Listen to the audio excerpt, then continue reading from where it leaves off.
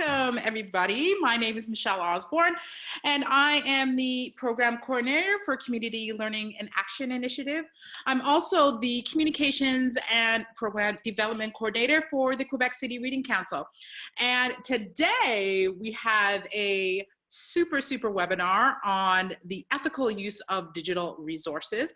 Probably not one of my longer webinars, but a very important webinar for people who, especially who use external information for presentations, writings, some really interesting things that you should know. But before we get right into the details, I want to talk about a couple of things that are coming up before the end of April, because April was our entrepreneurial month and we had a lot of interesting webinars, which, by the way, are on the website. So if you do not get a chance to come to the lunch hour webinars, we put all of them on the website, so don't worry about it. We're all about accessibility. www.qcrc.org or go to communitylearningandaction.org and look under resources. All of it is there for you. Okay, so next up, next week, April 23rd, it is going to be how to build a strong brand, personal brand on social media.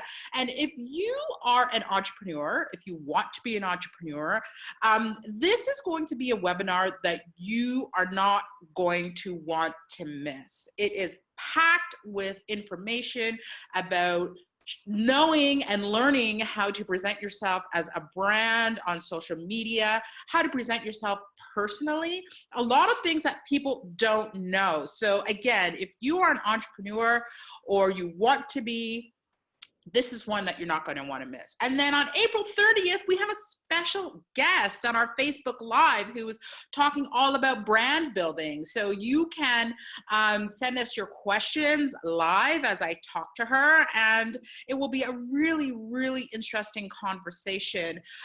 This is a woman I met a while ago who is from, who lives in Quebec, not from Quebec, but she was able to establish a really big business of her own, even with language barrier challenges.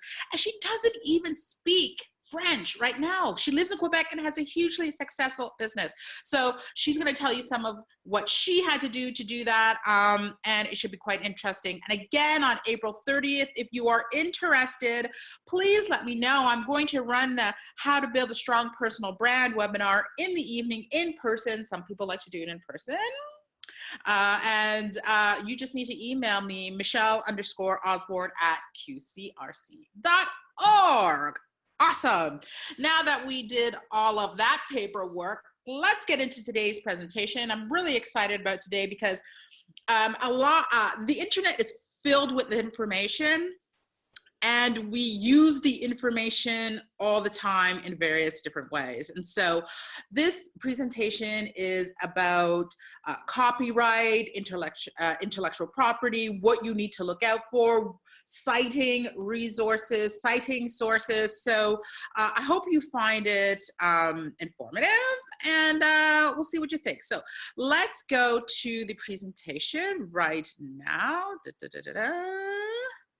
And we will get started.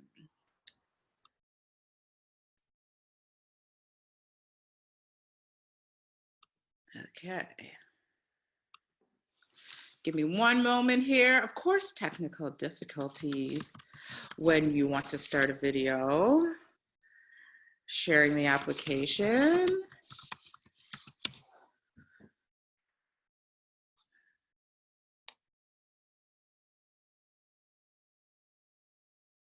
Okay, here we go.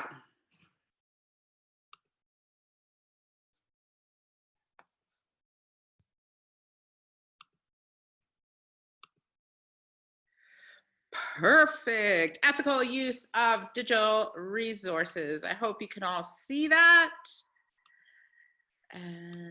There we go. Perfect. I hope you can all see that. So let's begin. what we are going to cover today. We are going to talk about, first of all, defining the term digital resource. What is that? Some of you may know, some of you may not know. We'll also I mean, I just was more, even if I knew French, I'd still be like, what just happened? Because then it was going blah, blah, blah, blah. Okay, can I get you to mute your, okay, I got you muted. Okay, sorry. Reviewing software licensing, words that are important to know when you are doing digital resourcing. I'm going to touch on understanding what fair use means, because a lot of people don't know what fair use means, and it's really important to know about that and how that comes into play when it comes to digital resourcing, and how to properly cite sources from a variety of media. We're going to touch on that. The thing about that portion of the presentation is there's so many different ways to cite sources. So I'm just going to give you a little brief overview, and then depending on what you are doing and who you are doing it for, I have provided a work chart for you to be able to take a look at that. So before we do that, what I want to do is share a quick video with you. A quick video, and it's going to be about kind of a general overview of what the ethical use of digital resources is. So let me just pull that up for you. So you can take a look and see.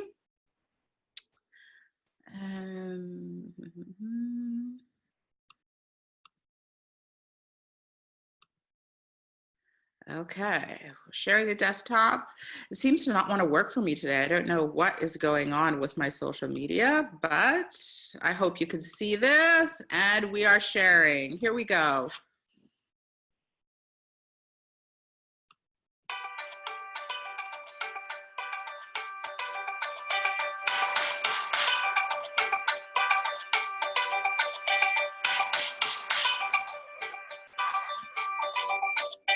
The internet makes it easy for anyone to find information, images, videos, or music.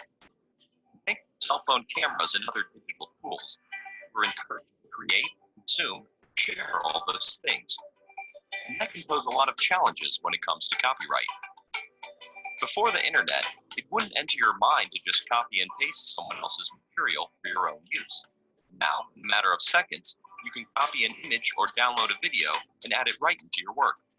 So how do you know when you can reuse someone's work? Why can't you just download a song from your favorite artist and share it?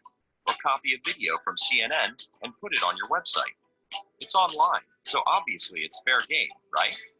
That's a key question that is repeated more and more these days. There's no single answer, but there are terms and licenses that can help provide guidance. For starters, all creators own the rights to their work, their intellectual property. It's their decision on what and how much to share. Some creators choose to apply copyright, giving them exclusive rights to the work. Others rely on a website's default license, or elect to share their work through Creative Commons. License designations like attribution, share alike, or no derivatives tell you how a work can be used. And just as print citation is critical for online sources, even required by certain licenses. But understanding copyright is not just about these new licenses. There are also questions about how and where you are using material. Linking an image to your Pinterest is not the same as downloading that image and using it in a presentation or work you're getting paid to do. Some uses are specifically allowed for a classroom, but are not okay elsewhere. Even when allowed in a classroom, it is still important to consider the impact of your use. Is the material being transformed into something new? Is it being used for commentary or illustrative purposes? Does the use harm the creator? The answers will vary. When you come across a video or blog with thousands of likes and reshares, it is easy to think this implies consent to use freely. While that is often the case, we need to learn to verify that each time rather than assuming. One of the greatest challenges with having so many resources online is remembering that just because you found it doesn't make it yours. By being attentive to licenses, considerate of the creator's rights and our impact each time we use another's work, we can model positive digital citizenship for our students.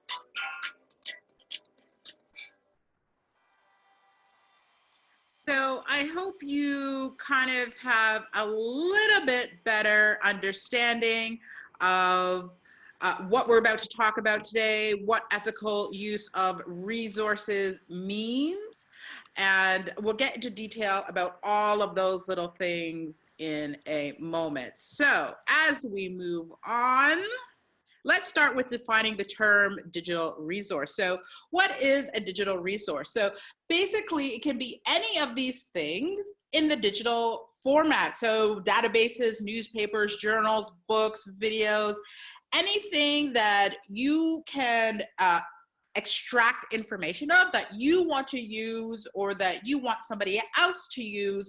And we're going to talk about in this presentation how to know if it's copywritten, if it's fair game, and how to be able to use it responsibly, because it can be a big deal if you use copyrighted photos, videos, even things on websites, things from books. And a lot of people don't pay attention to it, and they think that they will never be found out because the world is so big, but actually the world is quite small. So especially if you're a presenter like I am, the one thing you will notice in all of my presentations is information that I have taken from different types of resources. You will see a link at the bottom of the page where I found the information, and that means that you can go on any of those links and read about all of the details of what I'm talking about. So I always make sure that when I take information from somewhere,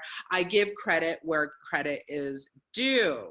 So defining the term ethical use of resources. Okay, so there's so much material online that sometimes we don't know if it's copywritten or if it's fair game for us to use. And so it's really important to look at all of the details of that resource to find out if it's copywritten or if you can use it.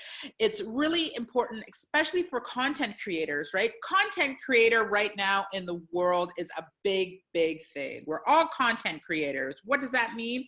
We put together information and we publish it to the world. And so when you are citing sources, resources, information, it's really important to make sure that you give credit where credit is due, because you don't know who you are presenting to. And remember, I did a presentation on digital footprints. So whatever you are putting out there online does not go anywhere. Once you put it out there for people to see, it is there forever. And so when you are using other people's information, knowing if it's okay to use or not is really, really important. So that's what the ethical use of digital information is. The dictionary term, the ethical use of resources, the ability to find, identify, and use valid digital information fairly, legally, and responsibly. So on this slide, I kind of wanted to show what the digital information fluency model looks like. And for, I would say all of my presentations, whether I'm using slides or not, this is the process I go through when I need to put something together to present to you.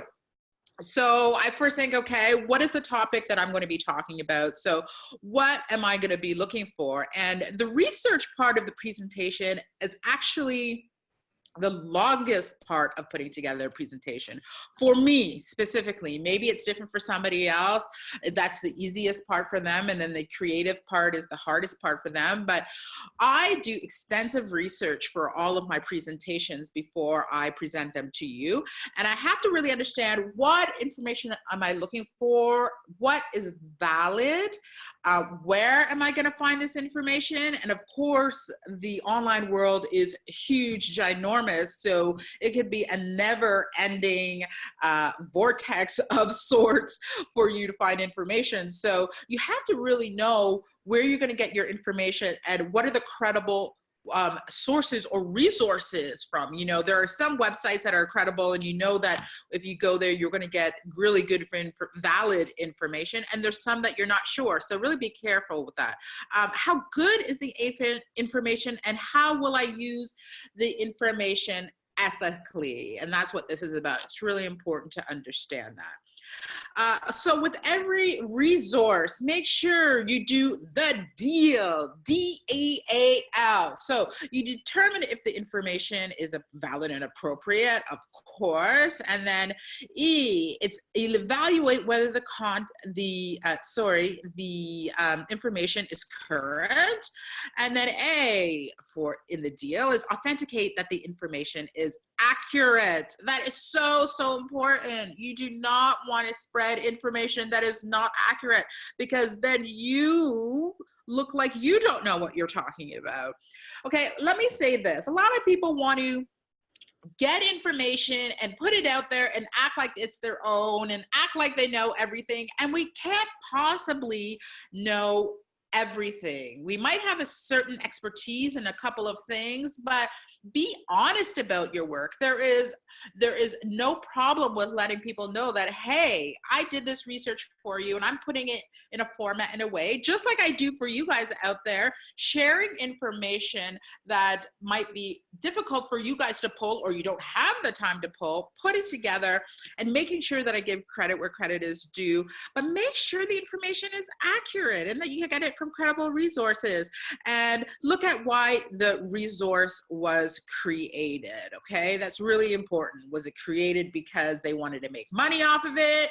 Is it something that they do for a living and it's just something to give the public information on? So that is really, really important. Okay, remember deal every time you do that. So I'm going to touch just really quickly on software and licensing, because I think it's really important to know the different types and when you can use different software licenses, what you need them for. And it's such a huge subject, software licensing, and I could literally do a presentation just on that. So I'm just going to quickly touch on it.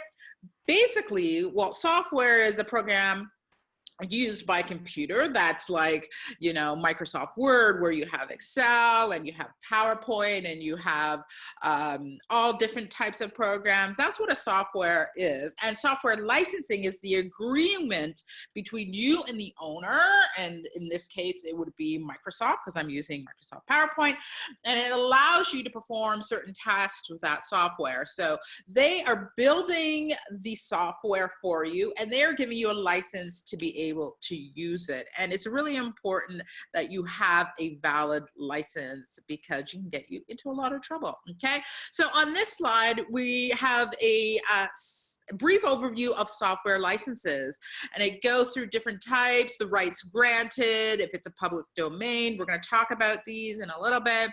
The right to perform with it, the right to display it, the right to copy it. This is a really interesting slide that I encourage you to print out. Again, I want people to know, if they would like to have a PDF copy of this presentation, just email me. As simple as that. I'll give it to you for free.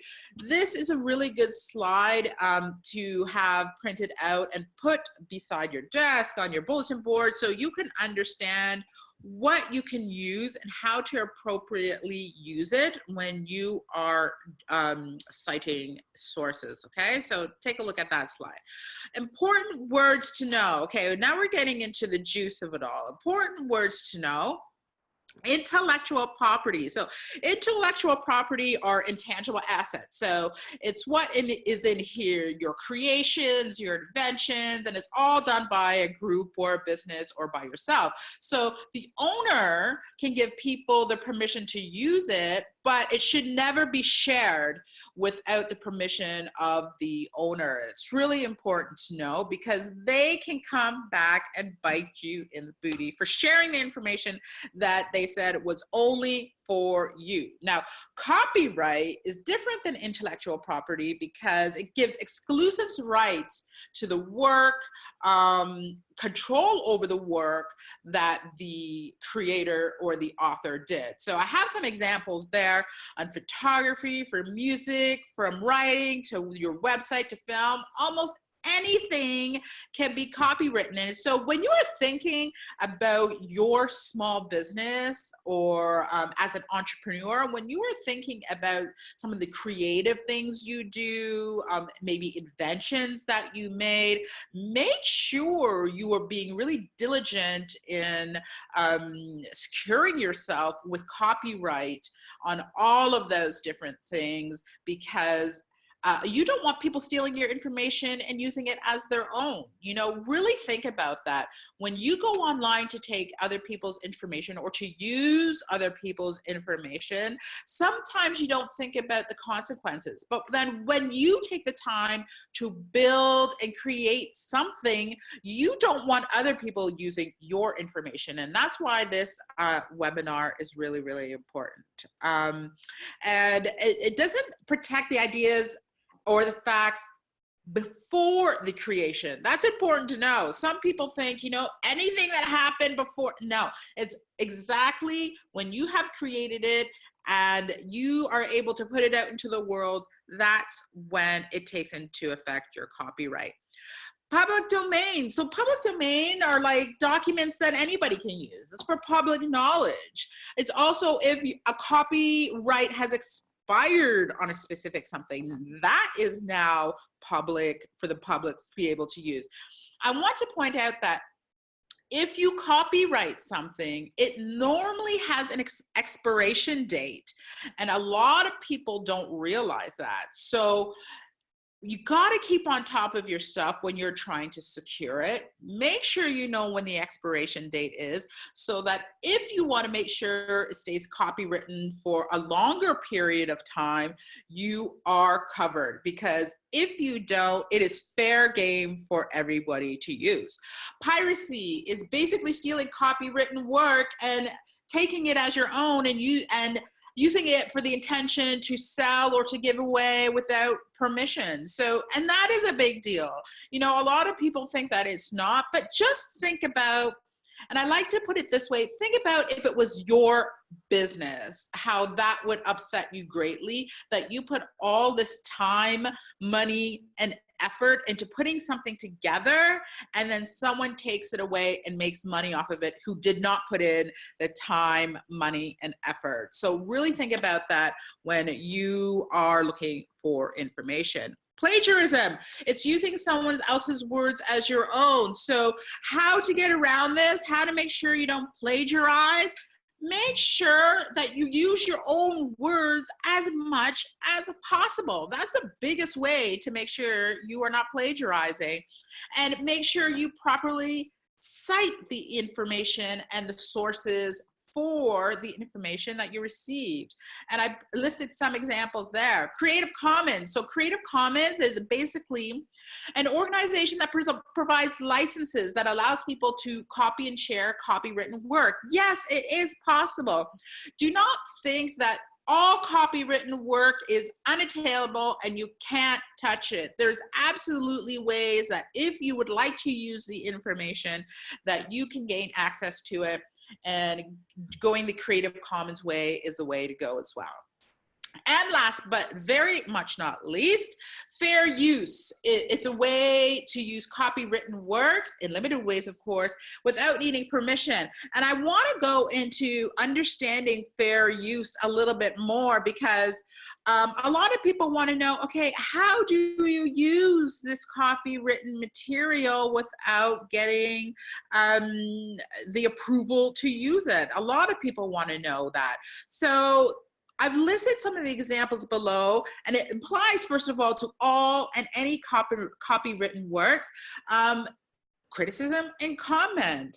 We see those often online. It could be on a blog, it could be on a show, it could be on a YouTube channel.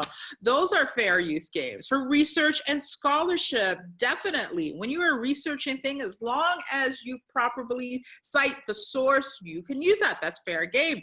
News reporting, we see it all the time on TV when they want to talk about a certain subject, but it's a copywritten organization. They just make sure they they cite it and mention it appropriately. Parody, what is parody? That's when you're making fun of something specifically. That is fair use as well. And when you want to use it for not-for-profit education, that is also what fair use is about. And so I encourage you, if you don't understand them, or if you want to learn more in these different areas, understanding fair use, I encourage you to go online and dig deeper into each one of these, okay? So how can you determine if whatever you are citing or the resource or the copywritten material you have is fair use? So is it inspiring or something new? That's a big trigger. Is the original source your competition? Okay, I want to talk about this one just for a second, because if it's competition and you're using it, a lot of the times you're most likely using it like it's your own, meaning that you are trying to go through the different ways of competing with your competitor, and so therefore discrediting them.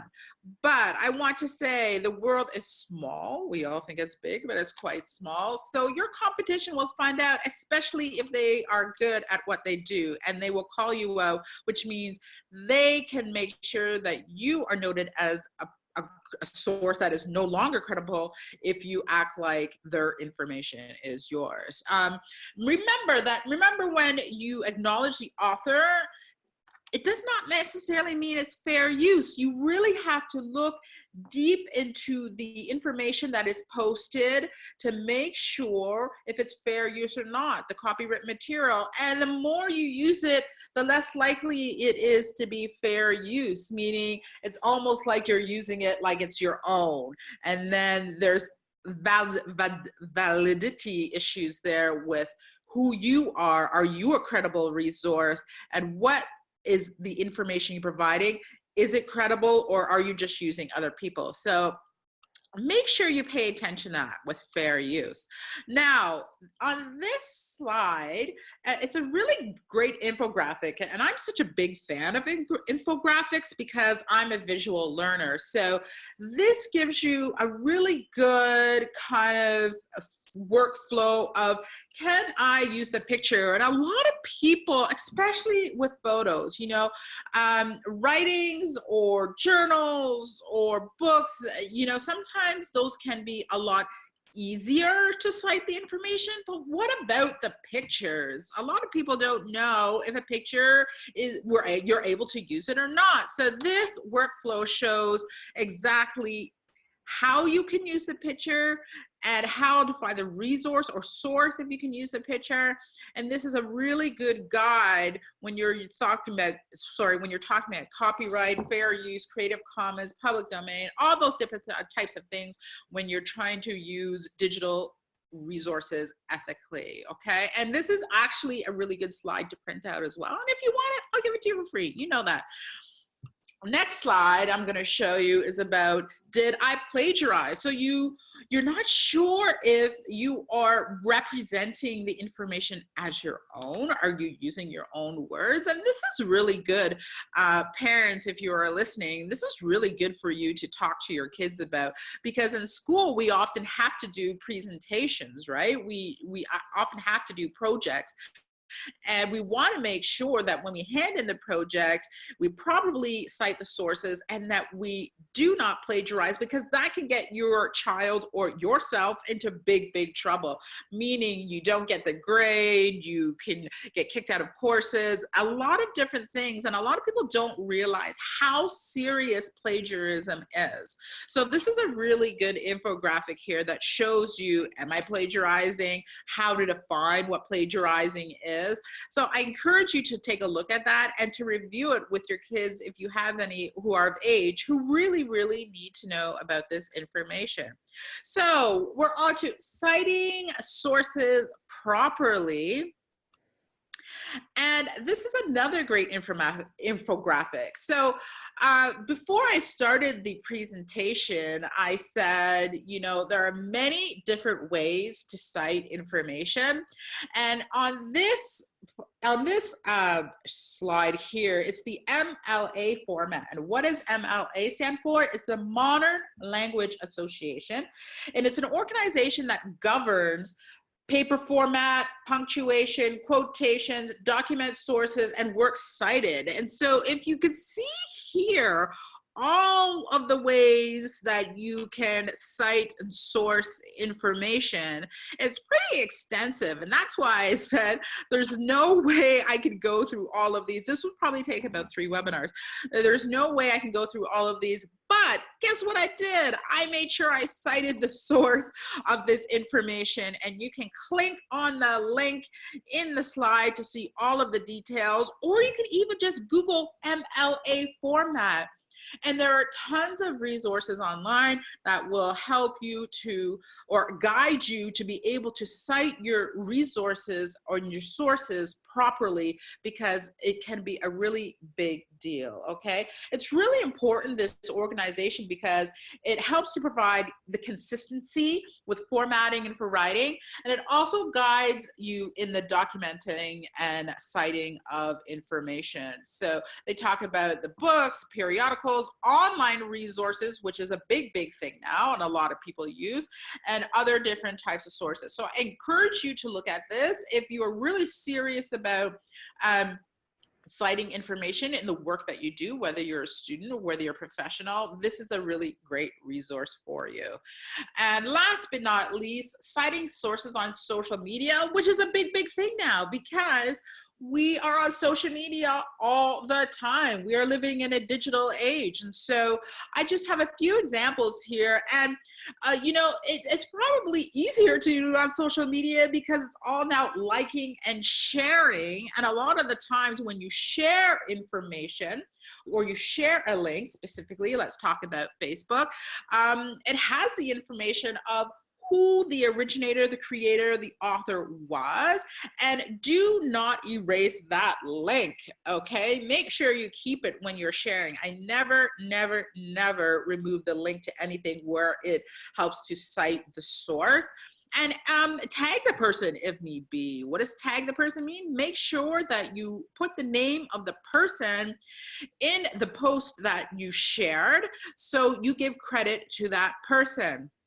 For Twitter, make sure you include via @username. That is a citing source when you are citing information.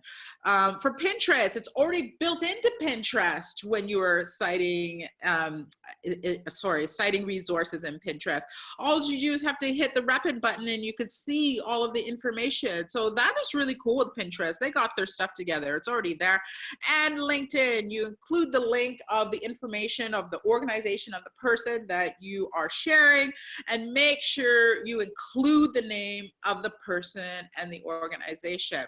And so, you know, one of the things I want to say about the ethical use of digital resources is that although we don't think it is a big deal, it can have really legal consequences if you do not cite information appropriately. I encourage you to talk to your students, your children. I encourage you to take this information if you need to do it in your work, in your daily life, because a lot of the times you have to put yourself in another person's shoes to say, if this was my information and someone stole it from me, how would I feel? Imagine the time, the money, the effort that you put into your work, and you want to be able to get credit where credit is due. I know I do.